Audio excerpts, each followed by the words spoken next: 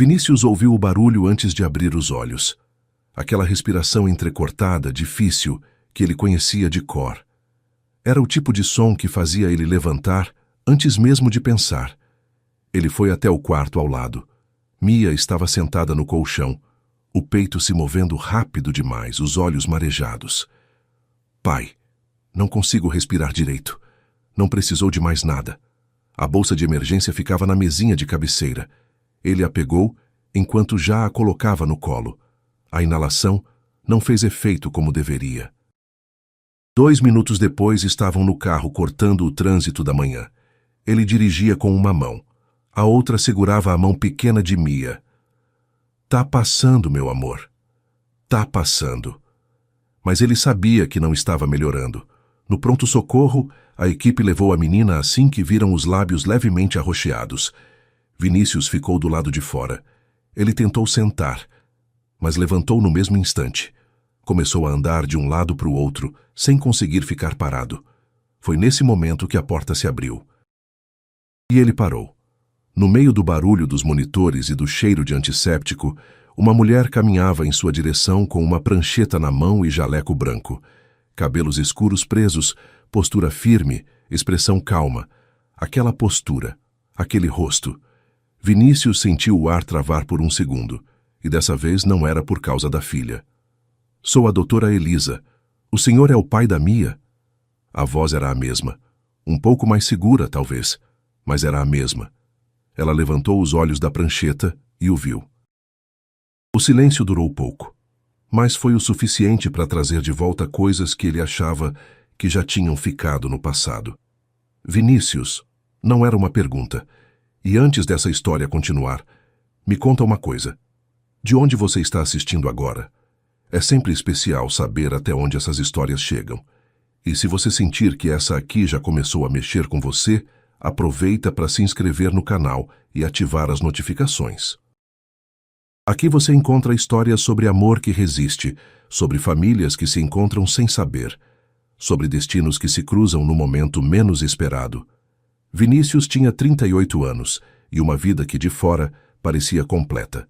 Empresário no setor de logística, apartamento amplo no centro da cidade, agenda sempre cheia.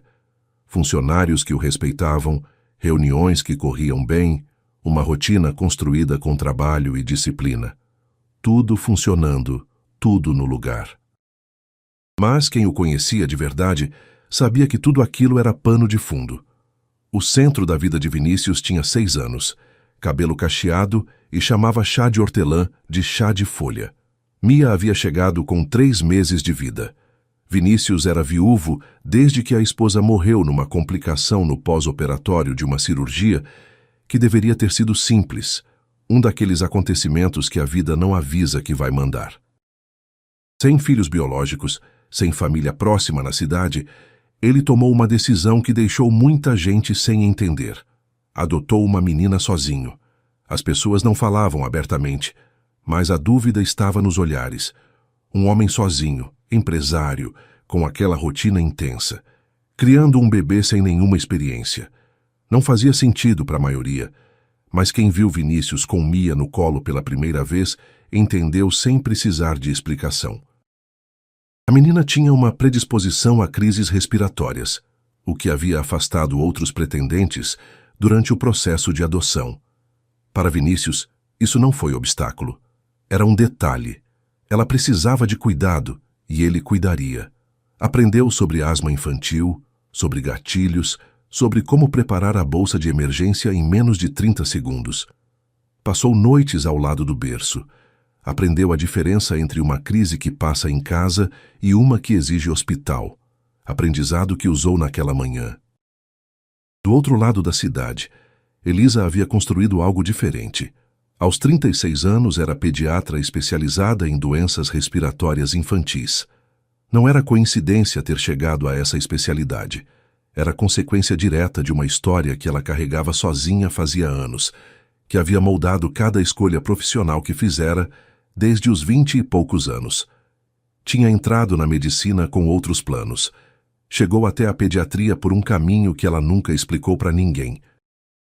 Morava num apartamento pequeno, organizado com aquele cuidado silencioso de quem encontrou equilíbrio na simplicidade. Tinha poucos amigos próximos, saía pouco e havia deixado para trás há tempos a ideia de construir uma família.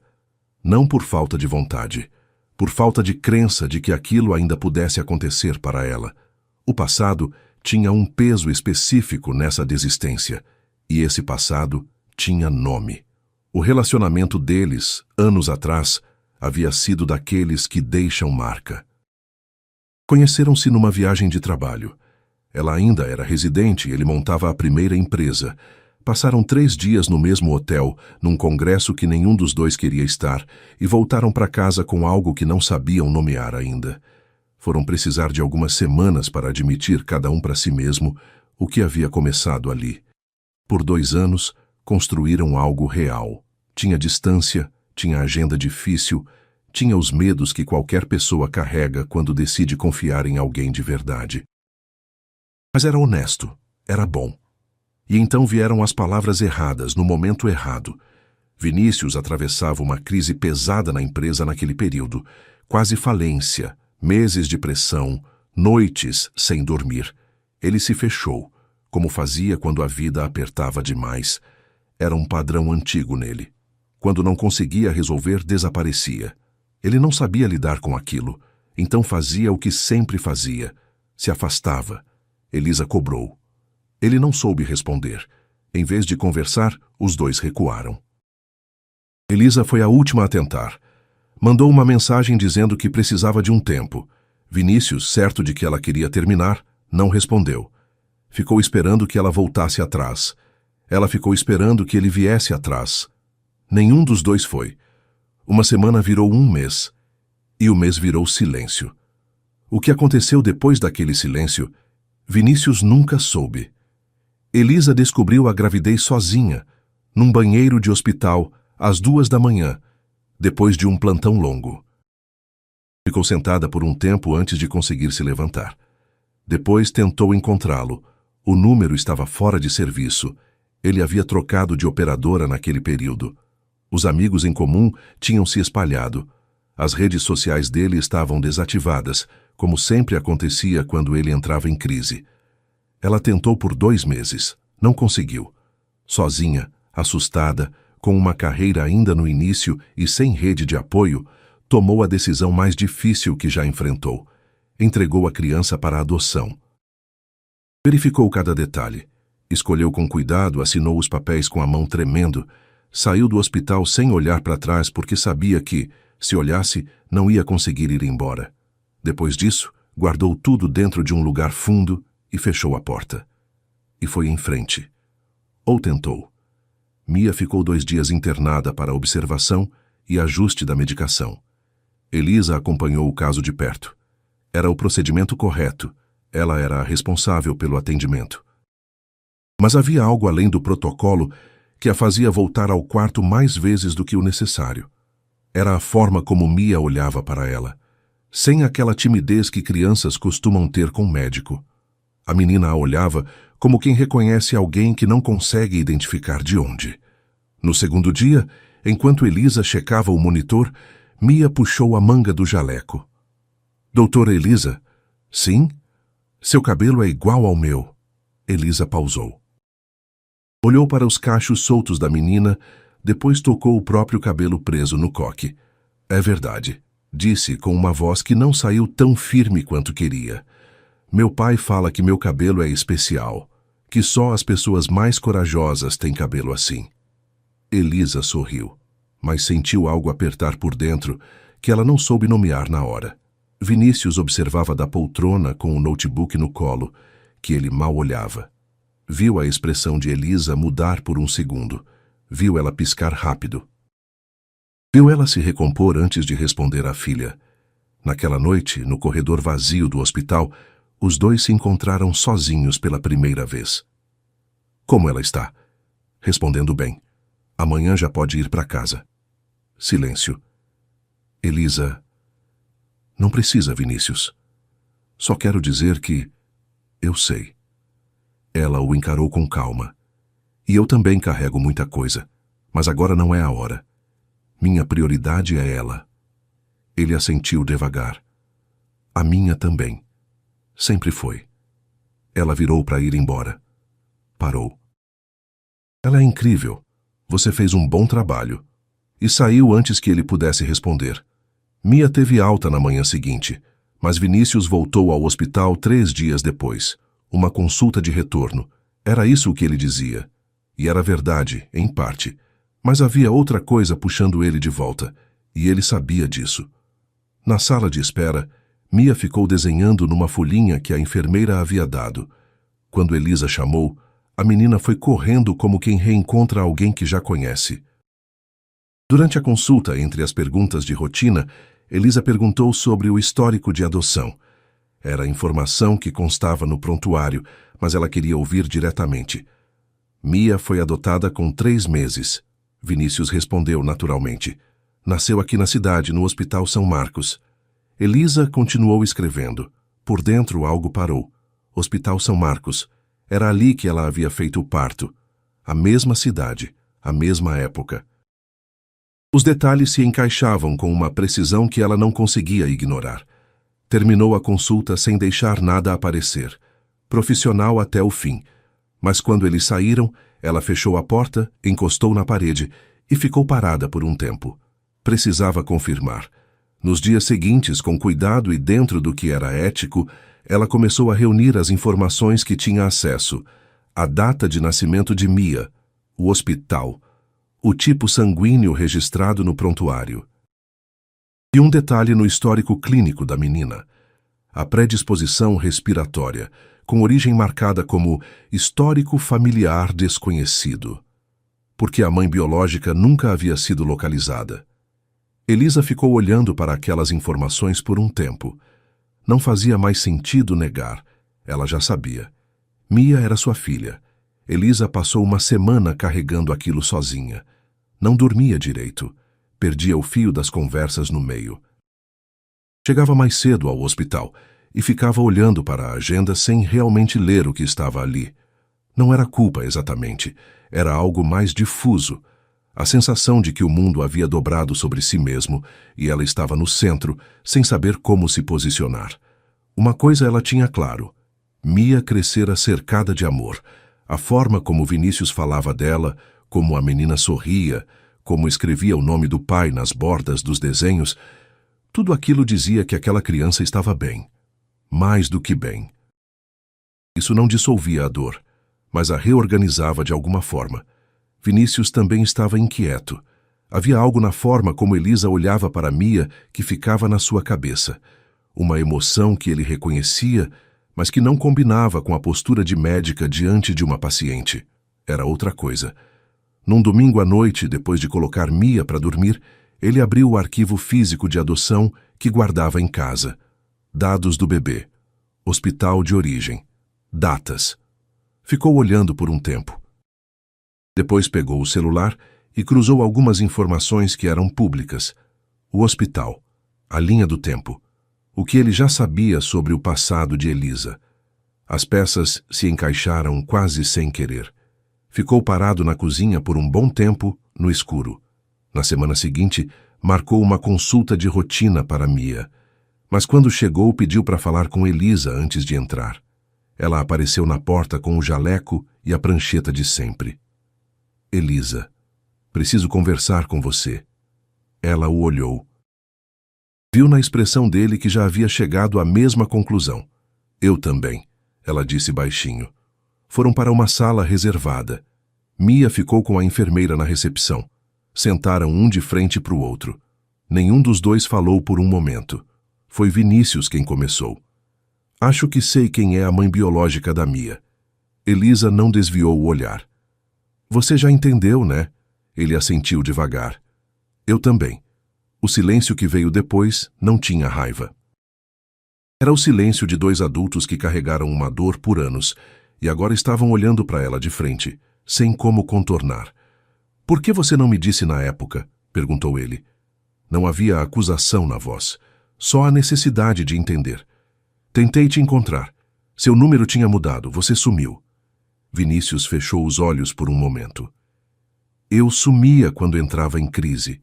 Era um defeito meu. Ainda é, às vezes. Eu sei. Entendo isso agora. Mas na época não tinha como saber se você voltaria. Eu voltaria. Sempre voltava. Elisa respirou fundo, pois eu não sabia disso, e tomei a decisão que achei ser mais justa para ela. Não para mim.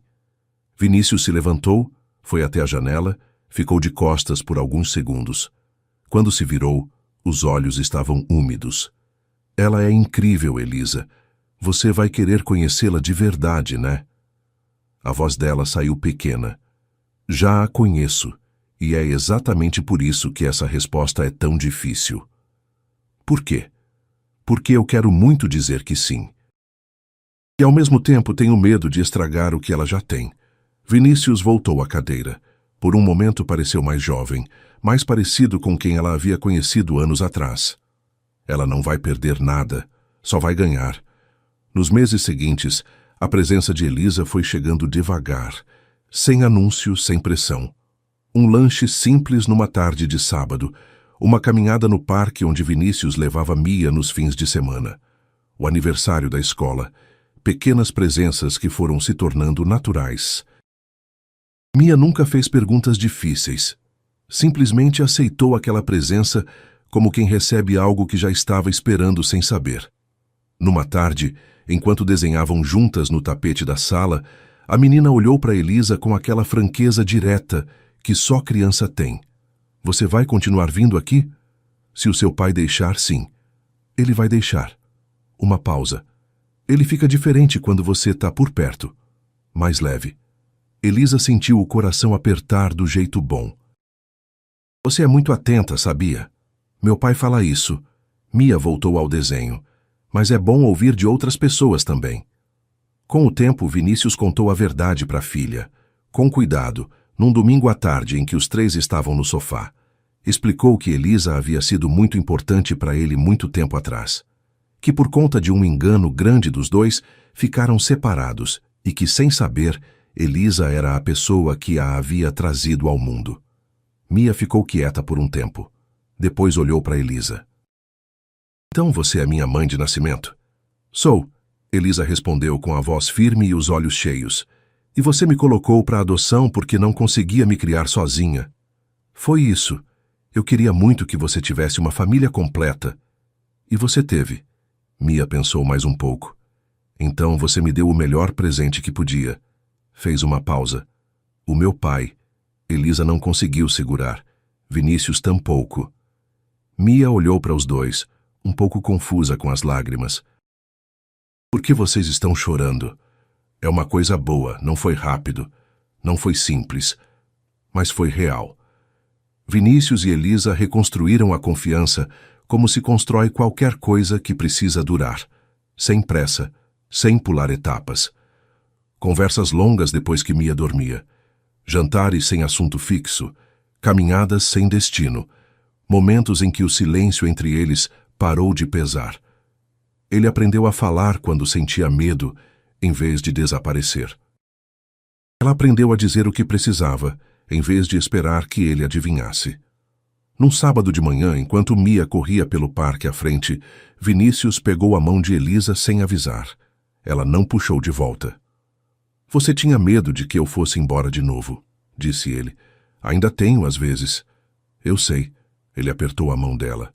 Mas não vou. Essa é a única coisa que tenho certeza. Elisa olhou para Mia, que corria sem parar com o cabelo cacheado ao vento. Ela me perguntou se você ia ser meu namorado. Vinícius riu.